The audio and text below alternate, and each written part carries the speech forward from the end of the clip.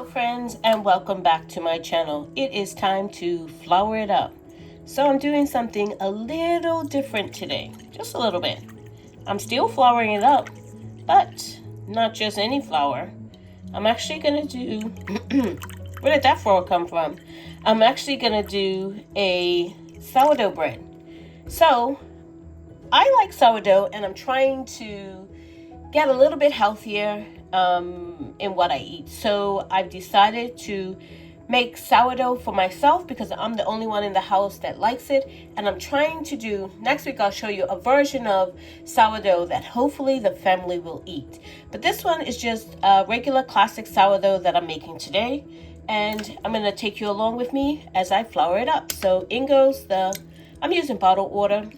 So in goes the purified water. I'll put all the ingredients down below. I'm doing a double batch. You can do just one single loaf if you want. I like to do a double batch. That means I don't have to, I'm trying to do this loaf will last me a week. So I'm trying to do like ahead of time. So I could stick this in the freezer. Freezes really well. Not so good in the fridge. On my counter's great, or in the freezer works great. You wrap it up in some cellophane and a plastic bread bag, and you're good to go for the freezer, not the fridge. So that's what I found. So in goes my water. For the last 2 or so months, I've actually looked at a lot of sourdough recipes, and I've adapted a couple of them to my needs. And I will put the measurements for what I'm using. I'm actually using King Arthur's bread flour. If I can get the words out today. Wow. So I'm using King Arthur's bread flour. And as you can see, my starter is a stiff starter that I use. So I'm going to get this in here once it gets off the spoon. Yeah, I need 2 hands for this. So you get your water in, you get your starter in. Got my starter in, and I don't know if you can see that, but it's floating. So I know it's, proofed or whatever they say. I don't know all the terminology, but they say if it floats, it's good. So I'm using it at the right time. So I'm going to just mix this in with the water until it almost looks like cream or milk. Just going to mix it all in before I add my next ingredient. Okay, so I've mixed my sourdough starter in with the water, and I'm using my Danish dough whisk. And I guess you can use a stand mixer. I just never used a stand mixer for this. So I'm not exactly sure how it will work out. I've been using this for the last few months, so it's working for me. So I'm just mixing it in. It took about maybe all of a minute, if that, to get it mixed in. And you don't have to get every single last scrap mixed in. But as I said, it kind of looks like cream or milk. So I'm going to put it back on the scale, and we're going to get our, let's see if I can do this without tipping it. Okay, back on the scale, and we are going to get our flour in. Now, I'm using bread flour. I'm not exactly sure. That's why I bought that commercial flour, even though I'm milling my flour. This I tried with fresh milled flour. Doesn't work as well. So I'm using commercial flour.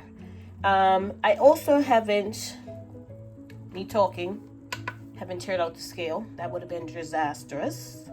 I haven't been able to experiment with cookies with the fresh milled flour. So that's why I bought, I don't know if it's just me or if, I know I have to adapt the recipe because I had to do that for the bread. But I've been trying, and I haven't had that great of success. I mean, they either come out gummy or dry, and yeah, so I went back to commercial for the cakes, the cupcakes and cookies and muffins that I've been making. So I've got my flour in, and at this point, what I do is I actually put in my salt. Now, some people put in the salt after the first rest. I find maybe because I've been using the Redmond's real salt that I see the salt more than I want to. This tells you how humid it is in my house right now. The salt is sticking. So I have gone to, I don't know what I'm saying. Okay, we are going to get the rest of the flour in. I got all my flour in. I took it off the scale. So I've gone back to commercial flour for my cupcakes, cookies, that sort of thing. I think that's what I was saying. Okay, so I'm just gonna get this mixed in, and I'll show you what that looks like, because I can't do this one-handed. I want to hold this bowl so I can get all around the sides and everything. I can't do this one-handed. And somebody decided to rearrange, or say clean up my desk area, so I can't find my tripod.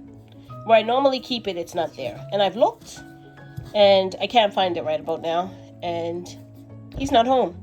So I'll have to ask him when he gets off from work where he put it, because I can't find it. So yeah, unless I can prop you up on something, we'll see. So I'm gonna get this all mixed in, and I'll bring you back. This is what it looks like when I'm brought it all together, and this is what was left on the dough hook that I'm not even gonna worry about.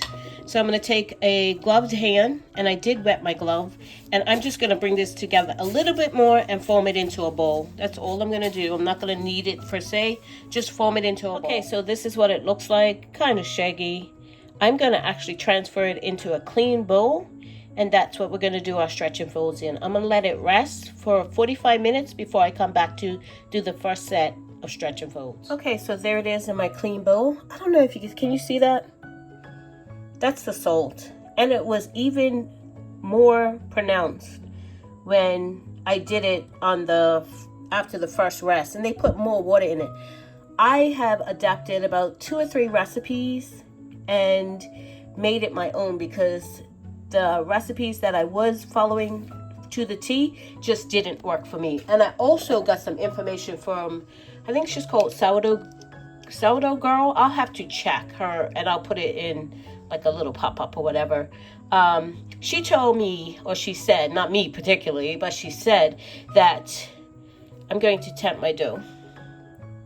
And she said bulk fermentation starts when you add the water to the flour. So at the very beginning, like when I added that water, my flour to the water and sourdough mixture, sourdough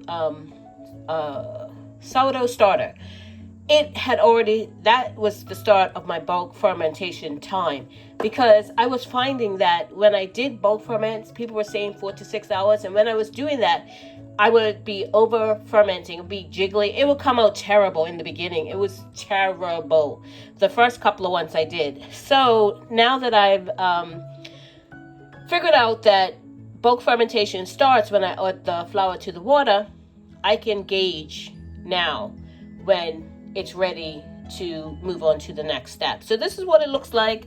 I'm gonna let it rest for that 45 minutes, and then we'll be back. Okay, it's been 45 minutes, and I'm gonna do my first set of stretch and folds, and I'm just grabbing it up and folding it over. Turn it, grab it up, and fold it over. And I'll do this 3 or 4 times depending on the dough. And as you can see, it almost is smoothing out already on the first set of stretch and folds. So I'm gonna get this done.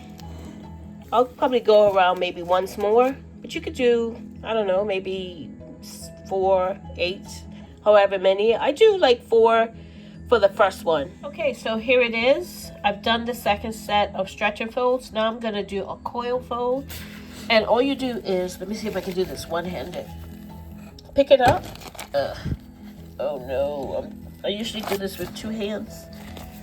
Okay, so we pick it up right out of the bowl and kind of just let it fold down on itself.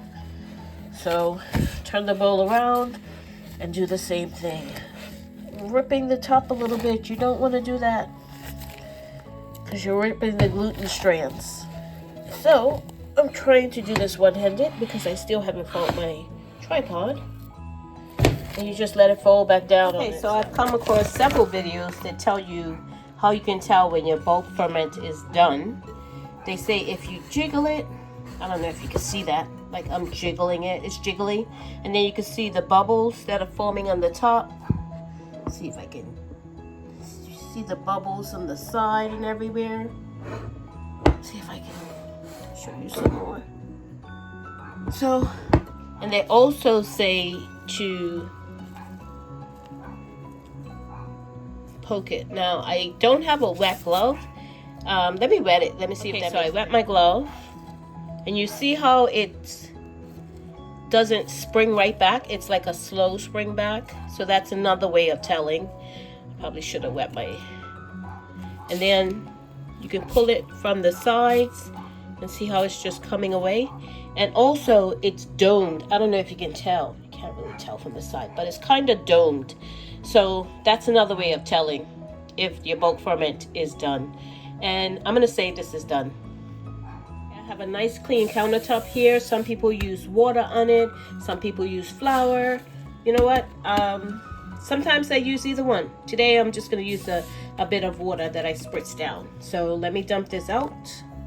See if I can do this one-handed without breaking my bowl. Let's see how clean it comes out. I usually hold it, so I'm going to dump this out and I'll come right back. I'm trying to show you how it's releasing out of the bowl. It's coming out nice and cleanly, as you can see. Okay, I got it out, and this is my bowl. This is what this looks like. Fairly clean. There's a few spots that stuck, but I'm going to get this separated into two. I'm just using my dough scraper, and I'm going to separate it into two equalish loaves. Okay, so I've got them equal sort of portions, and I don't know if you can tell, but I found my tripod. Yeah, I'm going to pull this out gently because I don't want to deflate it.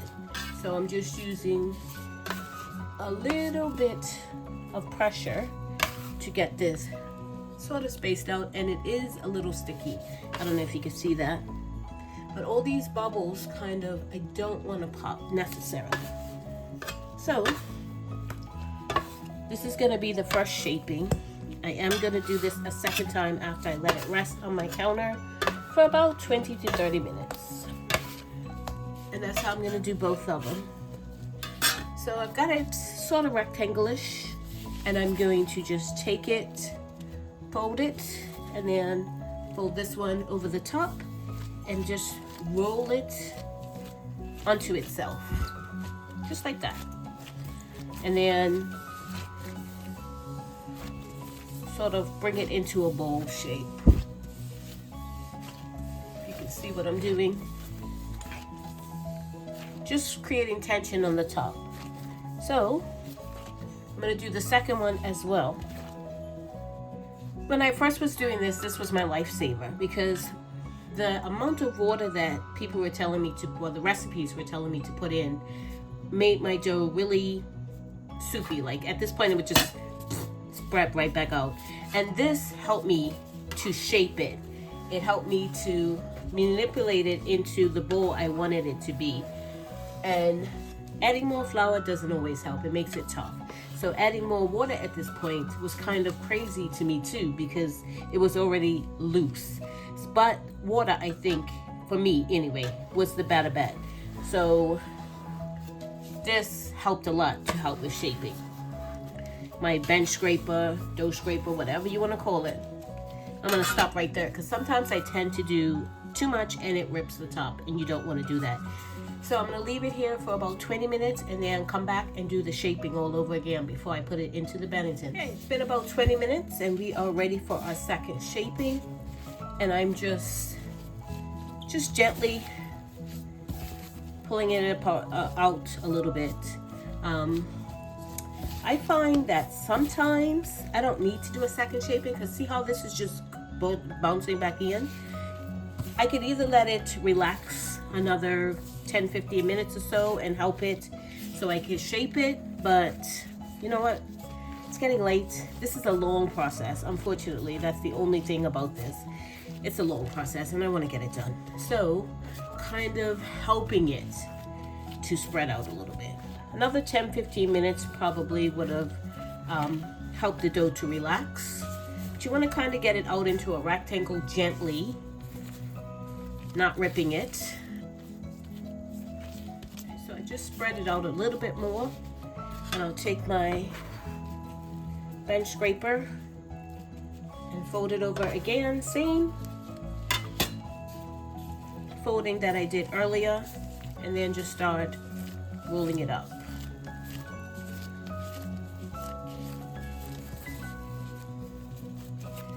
And just form it into a bowl again. Get that tension on the top. Again, you can use your bench scraper here. See how it's forming? I don't know if you can see that, but it's got some nice bubbles on the top. So I don't want to do this too much because I don't want to rip it, because I have done that in the past. So I've got that.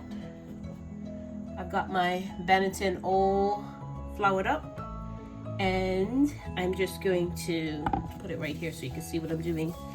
I'm just going to flip it topside down right into the Benetton, and then I'm going to see how that's coming apart. That's the water. Yep, it helps and then it doesn't help. So I'm just pulling it back together as best as I can, and that will help with the tension on the top too. So just kind of stitching it back together, as they say. If you can see what I'm doing, just stitching it back together and helping it stay, just like you would on a regular bread. The bottom, if it's, or the sides, if they're open, you just want to pull them back together. And I'm going to pull this back together. I want to pull it closer to me. Okay, so if you can see, that one's nicely stitched together. I can pull it right here a little bit more. Just get it stitched back together. It's nicely closed. Get that one right there. Okay, so this is ready to go into the fridge. Okay, so here they are. This is the second one. This is the first one. And I just put these shower caps on the top of them. And into the fridge they go overnight, and I will bake them off in the morning, and I will see you again in the morning. And I'm going to have to pull that one a bit tighter together. So here they are the next day, straight out of the fridge. It's been 8 hours since last night to right now when I'm putting them into, actually it's been more than 8 hours. I'm trying to count. Yeah, it's early. But I'm going to go turn these out on some parchment paper and put them into my preheated Dutch ovens. So here are my Dutch ovens, preheated in a 450-degree oven.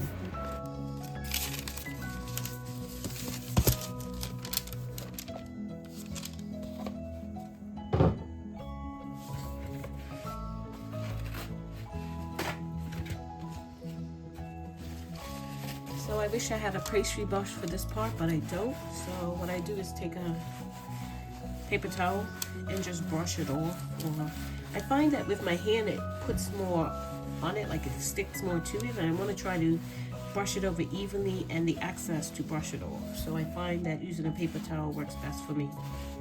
I got rid of all the excess that was on the parchment paper as well, and now I'm just going to score it. Leaf score and a wheat stalk.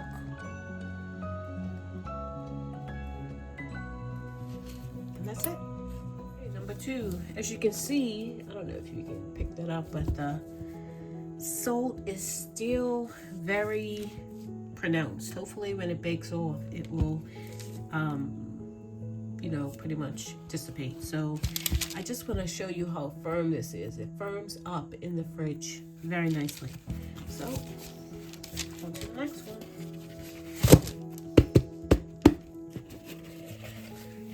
All right, this one doesn't have as much, and I thought I was recording that, but anyway, I've got the second one scored, my relief cut, and then just some wheat stalks here, and it's time to get them in the Dutch ovens. So here they are in the preheated to 450-degree Dutch ovens. I'm actually going to turn it down to 400 and bake them for 20 minutes covered. And then once the 20 minutes is up, I'm going to take the covers off and bake them for another 20 minutes. So once they're baked, I do temp them to make sure the internal temperature is between 200 and 210, and that is spot on. So they are ready to come out and cool on my countertop.